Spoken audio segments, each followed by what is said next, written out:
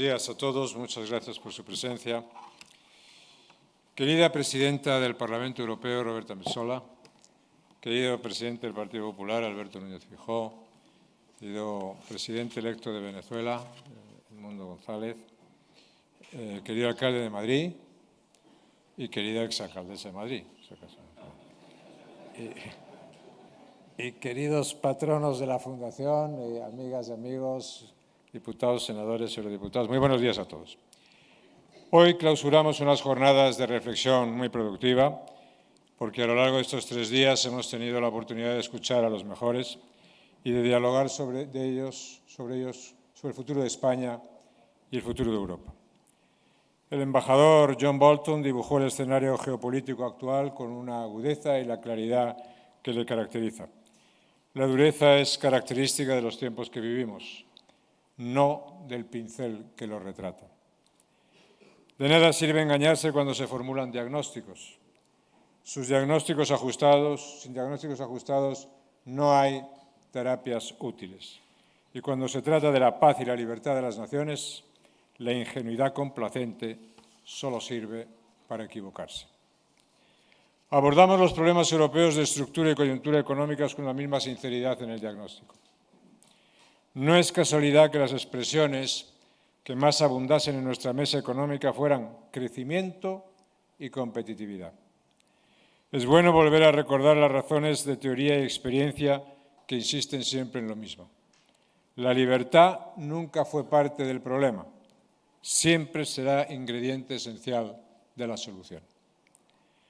Este año era muy importante recordar de igual forma que el Estado de Derecho es algo más que un recurso retórico o una mención a los códigos legales. Es condición de vida irrenunciable. Su deterioro, el deterioro institucional que provoca el deterioro del Estado de Derecho, no digamos ya su destrucción o su eclipse, hace de los ciudadanos súbditos y de las naciones campamentos entregados al botín. En un Estado de Derecho, la propiedad está garantizada, la prensa es libre, los jueces son independientes y el Gobierno es limitado. Con todo eso puede haber libertad. Si falta algo de eso, no la habrá. Hemos conversado mucho y bien sobre emprendimiento, iniciativa e innovación. Hemos abordado los retos de la transición energética y el desafío inmenso tecnológico que representa la inteligencia artificial. Es algo que quiero agradecer a todos los expertos que han participado en nuestras jornadas. Y hemos defendido, como siempre, que libertad y solidaridad van de la mano y presentado en colaboración con Save the Children el riguroso informe sobre pobreza infantil en España. Un informe que debe movernos primero a la vergüenza y acto seguido a la acción, porque los niveles de pobreza infantil en España son sencillamente inaceptables e intolerables. Amigos, toda la jornada de ayer la dedicamos al análisis de lo que muchos han llamado el regreso de la historia.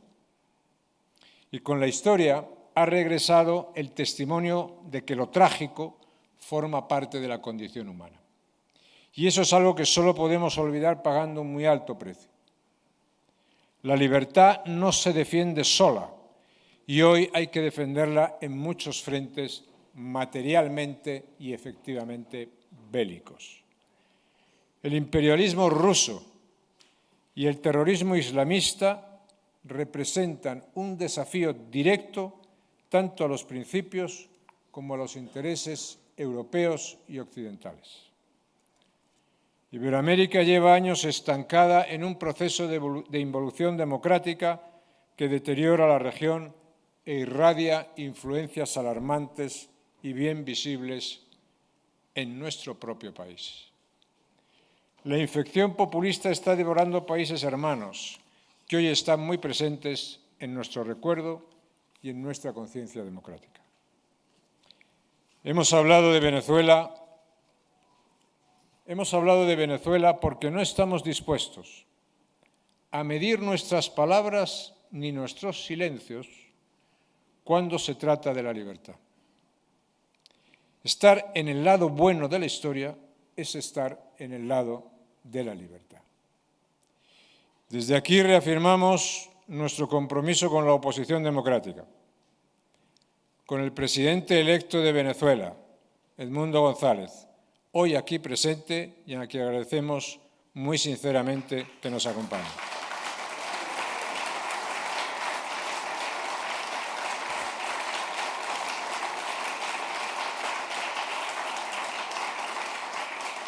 Y con su líder en el interior, María Corina Machado.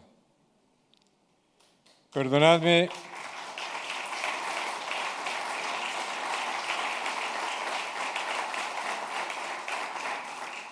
una pequeña vanidad, pero confieso que estoy muy orgulloso de presidir desde hace muchos años una fundación capaz de organizar unas jornadas y un campus como este, que comienzan con una figura diplomática como la del embajador Bolton y es clausurada por la presidenta del Parlamento Europeo, el presidente próximo del Gobierno de España, en presencia del presidente electo de Venezuela.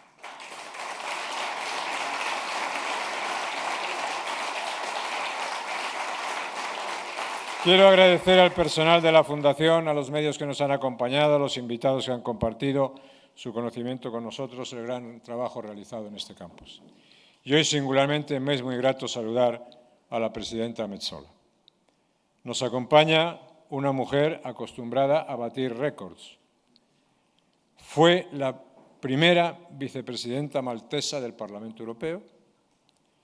Es ya la presidenta más joven de la historia del Parlamento Europeo. Es la única mujer que ha revalidado mandato por abrumadora mayoría de forma consecutiva en la Cámara. Y ha sido también la primera líder de una institución europea en visitar Ucrania tras la invasión rusa. El liderazgo de la presidenta Metsola en el apoyo a Ucrania ha sido y es tan inequívoco como ejemplar. Presidenta, esta fundación se siente muy honrada hoy con tu compañía.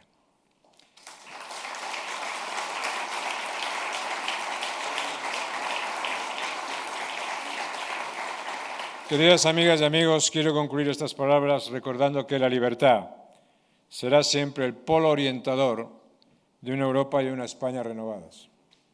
Y recordando asimismo que España tiene futuro, porque tiene una herramienta, un proyecto y un líder para escribir el siguiente capítulo de su historia. Un capítulo mucho mejor, sin renglones torcidos, escrito con pulso, porque la herramienta es el Partido Popular, el proyecto del Partido Popular y el líder Alberto Núñez Feijóo.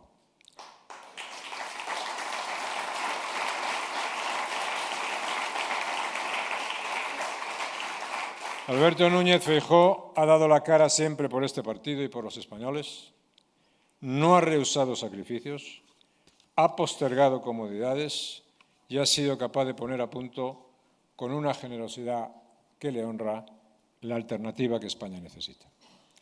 Alberto Núñez Feijóo sabe que esta fundación está a su disposición para generar ideas útiles que sirvan para presentar una mejor alternativa y una mejor oferta a los españoles. La oferta más sólida, la más atractiva, la más abierta, la más segura, la más comprometida con la libertad. La España del futuro pasa por Alberto Núñez Feijóo y esta tribuna también. O sea que, Alberto, tienes la palabra y muchas gracias.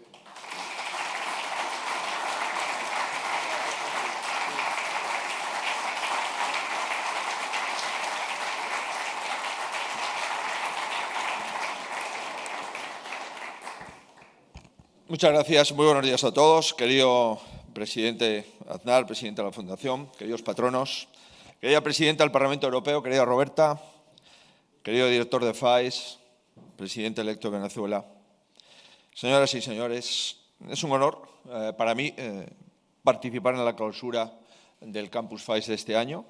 Esta, en mi opinión, es una cita imprescindible para un presidente del Partido Popular, pero además de ser una cita imprescindible, lo es por muchas cosas.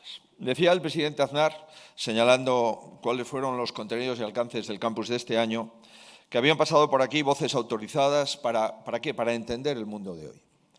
para entender los desafíos económicos a los que nos enfrentamos, para conocer el contexto geopolítico internacional, para también hacer una reflexión sobre la degradación de las instituciones que está padeciendo España y también el papel que España y Europa deben de jugar en el presente y en el futuro.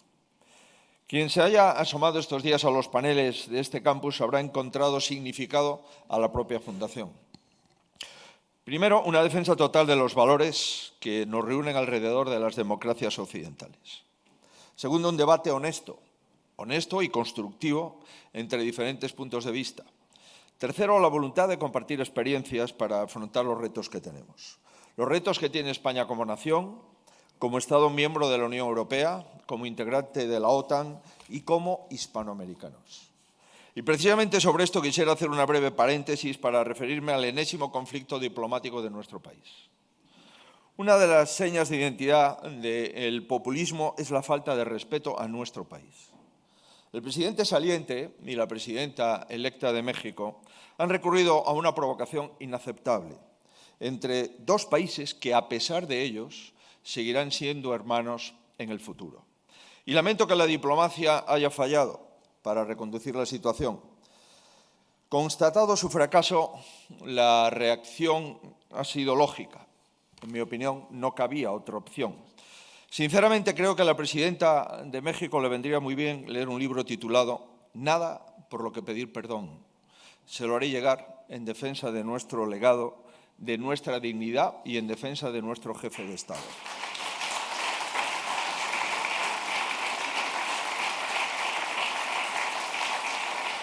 Dicho esto, es triste volver a ver que el señor Sánchez pone el foco en si el gobierno de otro país le resulta simpático o no para defender nuestras instituciones. Y es inaceptable que para el gobierno haya más motivos para retirar a un embajador por un comentario en un mitin sobre la mujer del presidente que por la falta de respeto al jefe del Estado. Y con esto no pido en ningún caso que se retire al embajador de España en México. Al contrario, lo que pido es que se nombre a un nuevo embajador de España en Argentina. ¿Por qué?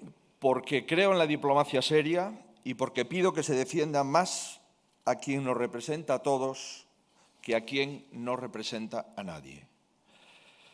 Como regla general, pero menos aún en estos tiempos, cabe la posibilidad de quedarse quieto, pero menos aún cabe la posibilidad de tomar la dirección equivocada. Por poner un ejemplo de primera actualidad, Europa está moviéndose para hacer frente a un problema que se extiende como el de la inmigración ilegal y la inacción es la mejor aliada para fomentar las mafias. España ha de actuar. España ha de formar alianzas ante un desafío que nos es común. Y estos lazos tienen que establecerse con las naciones que sí están logrando resultados. El prejuicio, la conveniencia ideológica, la demagogia, están apartando a España de formar parte de las naciones que sí ponen solución a los problemas. Es una militancia equivocada, la misma que se está ejerciendo en naciones que se alejan cada vez más de valores que van más allá de unas siglas políticas o de unos intereses personales.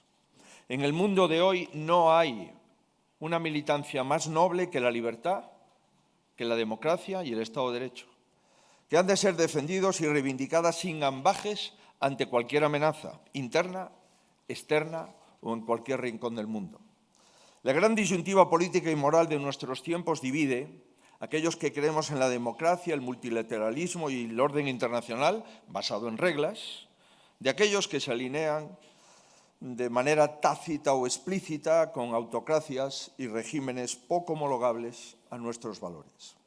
Me preocupa en este sentido que el Gobierno de España y su presidente, y el único expresidente al que atiende, se muestren más conniventes y complacientes con dictadores que con muchos demócratas a los que han pretendido arrinconar situándonos al otro lado de su muro sectario.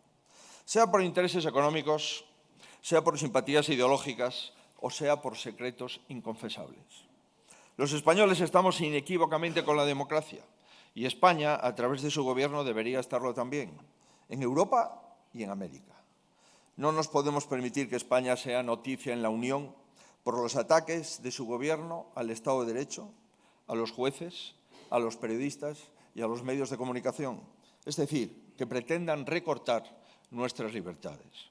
Ni tampoco es permisible ser visto como el enlace del viejo continente con los autócratas que someten a sus pueblos. Entre Maduro y el pueblo venezolano no puede haber dudas en la elección. Entre la tiranía y la democracia no puede haber equidistancia. Y entre los intereses ideológicos, partidistas o particulares y la libertad, siempre nos encontrarán al lado de la gran mayoría de los españoles, enarbolando la bandera de la libertad. Es imposible. Es imposible afrontar con garantías los problemas de un país con un gobierno insostenible. La debilidad interna impide cualquier reforma doméstica, por mínima que sea, y la debilidad en la palabra y los principios lastra la credibilidad de cualquier acción exterior de nuestro país. Para muestra, la última gira africana del señor Sánchez. Aún hoy no se sabe bien si el objetivo era promocionar a España como destino, como dijo un día, o advertir de deportaciones, como dijo el día siguiente. Pero lo cierto es que en 2 semanas se multiplicó por 3 el flujo migratorio ilegal a través de las Islas Canarias. Es preocupante la situación de ingobernabilidad de esta legislatura, por más que a nadie pueda sorprenderle. Se sabía y se advirtió desde el primer minuto, yo mismo. En el momento en el que resultó presidente electo, me fui a su escaño, le felicité y le dije, presidente, esto es todo una gran equivocación. Pero aún más lesiva que la ingobernabilidad es el desgobierno. No se está sirviendo a los españoles. La renuncia a presentar el techo de gasto ante el Congreso es el último ejemplo de una renuncia total a gobernar. Han dimitido de sus responsabilidades sin dimitir de sus cargos, porque el cargo es lo único que les queda. Su proyecto político es la supervivencia personal, a costa de lo que sea, también de los españoles, a los que no se les atiende. Es la debilidad que lo condiciona todo, es su debilidad por el poder. Porque mientras tanto, en la España real, la que le queda lejos a quienes escapan de los problemas, retuercen las previsiones y presumen, no se sabe bien de qué. Esta semana hemos conocido que el salario más frecuente ha bajado hasta el salario mínimo. Por primera vez tenemos la mayor tasa de personas, se refería el presidente Aznar, la mayor tasa de personas en riesgo de pobreza o exclusión social de todos los países del euro. Más de 13 millones de españoles. Tenemos y seguimos siendo el país líder de paro de la Unión Europea. Primero, en el paro juvenil, segundo, en el paro femenino y primero, en el paro global.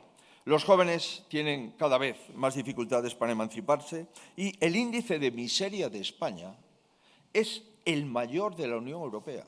Insisto, el índice de miseria de España, inflación y paro es el mayor de la Unión Europea. Llevan 6 años en el Gobierno y hablan de los problemas como si hubiesen llevado 6 días. No hay ninguna reforma ambiciosa, no hay visión de país y no hay ningún acuerdo para mejorar la calidad de vida de los ciudadanos, porque todos los esfuerzos para el acuerdo se dedican a complacer la posición de sus socios, ya sea en España o en Suiza. Ante la peor manera de ejercer el poder, la alternativa ha de rescatar la mejor política. Con la ambición colectiva para proponer reformas, con la visión para construir un país mejor y con la capacidad de proponer mejorar la calidad de vida de los ciudadanos. En definitiva, una política verdaderamente al servicio de los españoles. Por eso llevamos semanas hablando y haciendo propuestas en materia de inmigración, de vivienda, de los enfermos del ELA o de conciliación. Y es por una razón, porque si no se ocupa el Partido Popular de los españoles, no lo hará nadie en una política que han reducido a sus ombligos. La calidad de vida, los cuidados de la familia, la natalidad, son mucho más importantes de lo que ellos creen. Los españoles, especialmente los jóvenes, tienen que recuperar la capacidad de tener planes de vida, de ser libres para desarrollarlos. Estoy convencido de que no podemos permitirnos como país tener generaciones enteras de ciudadanos frustrados o resignados ante el porvenir. Señoras y señores, España necesita futuro. Necesitamos niños y niñas. Necesitamos a mujeres y hombres que puedan plantearse formar una familia, tener hijos. Y necesitamos a madres y a padres que puedan atenderlos. Esto no lo lograremos con el más de lo mismo de estos años. Esto nos exige reformas en todos los ámbitos, en el ámbito educativo, en el ámbito laboral y económico. En el educativo nos hemos comprometido con la gratuidad de las escuelas infantiles en toda España. En lo laboral nos comprometemos con la ampliación de los permisos de paternidad y maternidad, así como con la libertad para disfrutarlos como crean las familias. Y en materia fiscal, aquí tenemos una referencia de que se pueden impulsar medidas y a la vez la constatación que después se debería haber hecho algo más. Hace 25 años, repito, 25 años, el Gobierno del presidente Aznar estableció una deducción de 1.200 euros anuales en el IRPF por maternidad.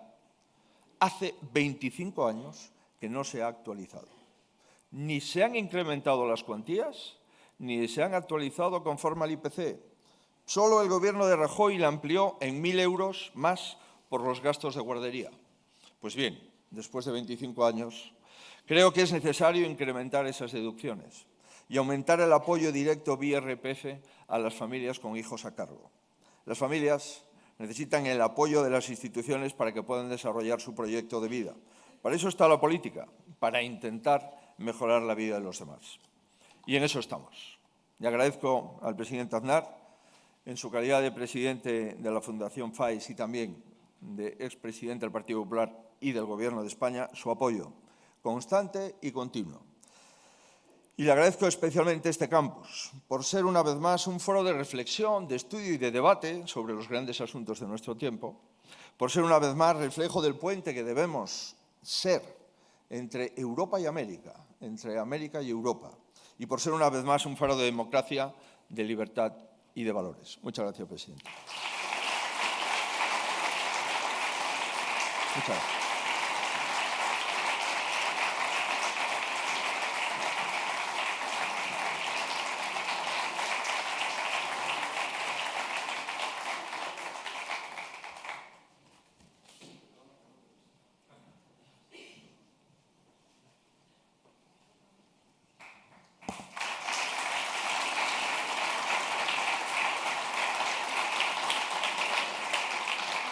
Querido señor González, presidente de la Fundación FAES, querido presidente Aznar, presidente del Partido Popular, querido Alberto, alcalde de Madrid, querido José Luis, eurodiputado Zarzalejos, querido Javier, distinguidos invitados, vicepresidente del Parlamento Europeo, eurodiputados y amigos.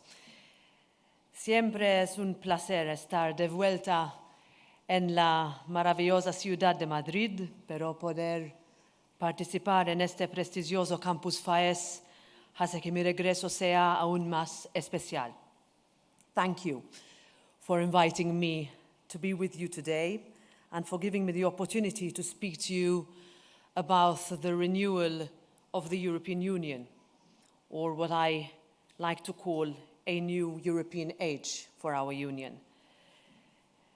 Dear friends, I do not believe that it is an exaggeration to say that the past 5 years have been some of the most unpredictable in Europe. We have managed a pandemic, wars, an energy transition, migration, inflation, hybrid threats, and cyber warfare, all framed within an ongoing digital revolution, climate challenges, natural disasters, and geopolitical shifts.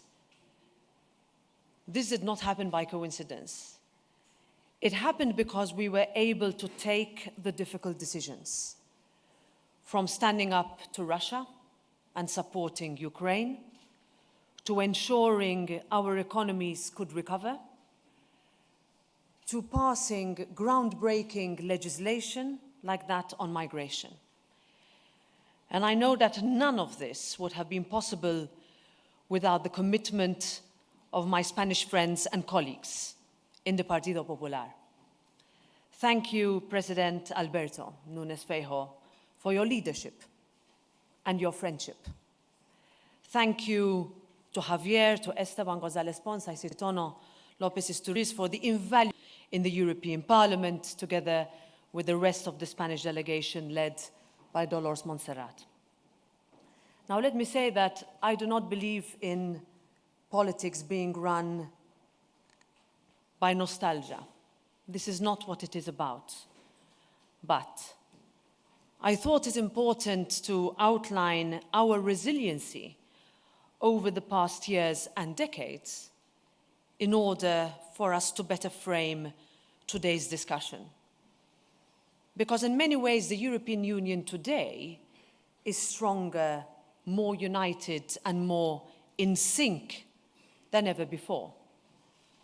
And while we should be proud of what we succeeded to achieve, and we are, we must also be honest about where we could have done better, where we left people behind, where red tape has pushed people away, where we have gone too far, and where we have not gone far enough. In the last European elections, against all expectations, the constructive pro-European centre held. But we came out of it bruised. Increasingly, we are seeing the fringes meet on different issues. And to me and to many, Europe has always been about coming together, about hope in a better future, opportunity, and belonging. So it worries me when we see people, including our younger generations, finding comfort in the easy answers of the extremes, or worse, in the disillusionment of not voting at all. I am very much aware that there is a growing gap between what people want from their politicians, their representatives, from their European Union, from their European Parliament, and our ability to deliver tangible results. And when I'm asked about what do you think people want the European Parliament to do, what do they want from the institution that we all work to deliver results from so hard? I want people to look to the European Parliament for guidance, and I want them to look to the European Parliament for leadership. And in a world that is ever-changing, that is increasingly being compartmentalized, and shifts in politics becoming so much more pronounced, we need to be able to say, and we need to be able to do whatever we can to deliver a Europe that is more competitive, that is better able to harness all the benefits of the green and digital transitions without leaving anyone behind, that is able to ensure the right framework for innovation, entrepreneurship, and prosperity, that is agile. This is sometimes a contradiction in terms when we talk about the European Union, but it is important, that is agile enough to find a balance between innovation and regulation, that is able to reinforce our defense industry, that is able to guarantee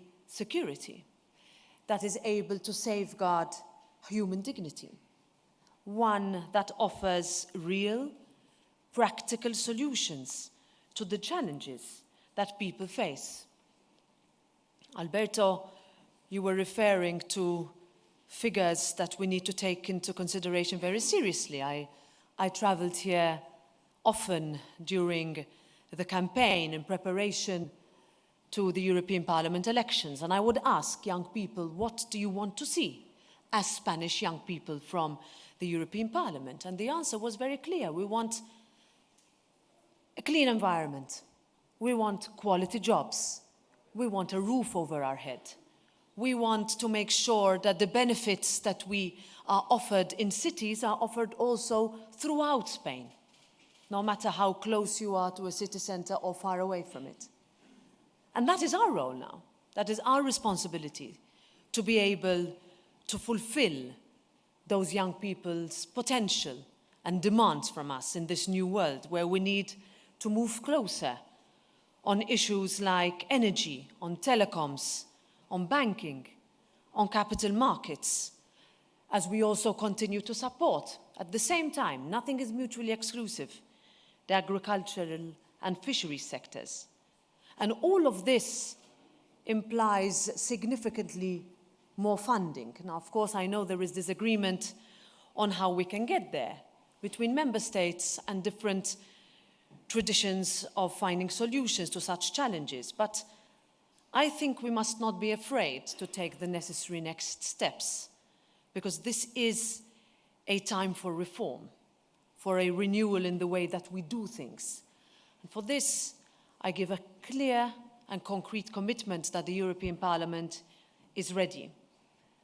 I mentioned earlier that we passed legislation on migration, topical issue that is in the news every day here today.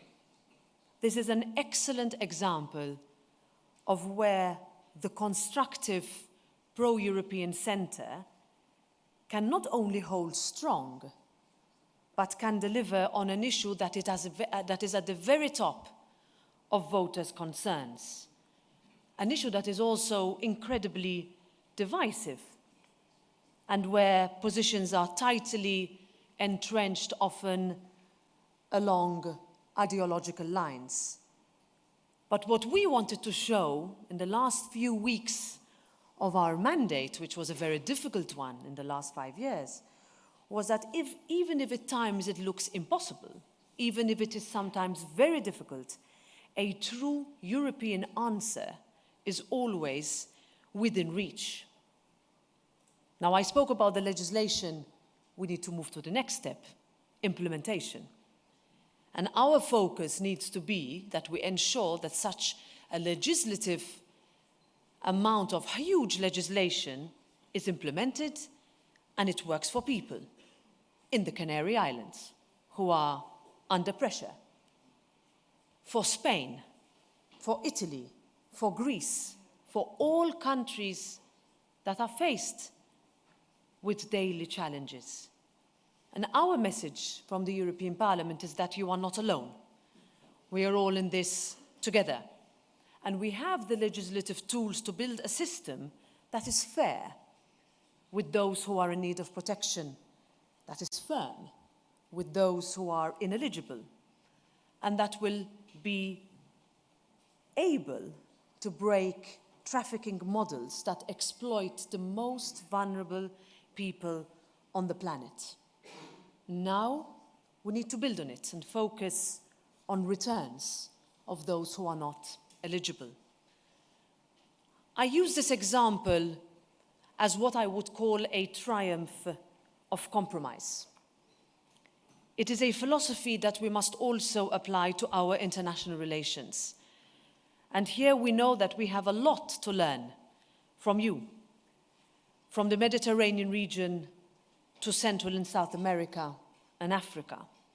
Your unique ties have meant that Europe is able to speak to the world and listen in a manner that enables common understanding and protects multilateralism while still remaining true to the values that are at the very core of what it means to be European. In this new European age, I think we will need a big dose of that. This is why the European Parliament was extremely clear when it came to post-election developments in Venezuela. Let me make it very clear here as well. When it comes to free and fair elections, upholding citizens' rights and defending our freedom and democratic values, the European Parliament will remain unyielding. It needs to do much more.